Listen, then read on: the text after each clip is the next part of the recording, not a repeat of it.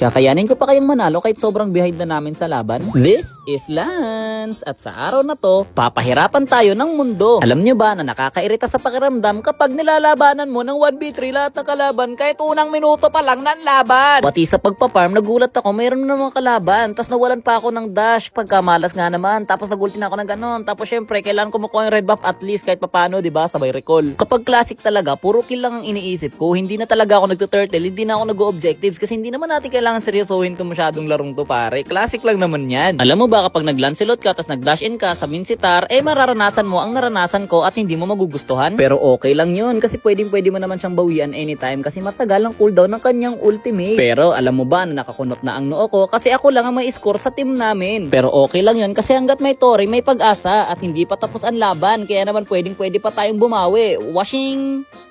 Sing sing! Wata! Sabay, ang kunat naman ito. Grabe naman tong hero na to. Wata tata! Wow! Wasing sing! Retry! Wata! O sabay, sing! Wating! Grabe ang kunat talaga! O ano ba to? Wating! Wating!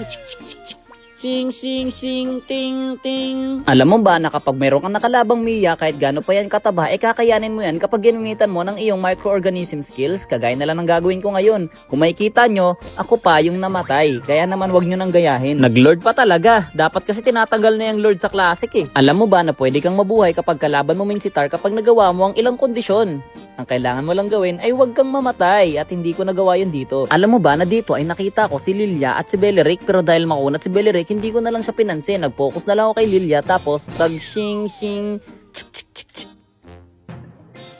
shing shing wow. Ayoko na dyan, Mincetar na yan eh. Kapag alam mo na wala ng ultimate ang Mincetar, pwede mo na siyang sugurin sa pagmumuka kasi wala na siyang gagawin sa'yo. Wow! At dahil hindi kami sumuko, naka-item pa yung mga kasama ko, kaya naman medyo nakakabawi na kami pagdating dito ng late game. So ano nga ba ang punto ng video na ito? Ang gusto ko lang sabihin ay hanggat may Tori, may pag-asa. Kaya naman huwag kayong magsusurrender kaagad. At yun lang muna para sa araw na to. Laging tatandaan, hanggat hindi pa tapos ang laban, the fight is not yet over. God bless! Keep safe. Defota.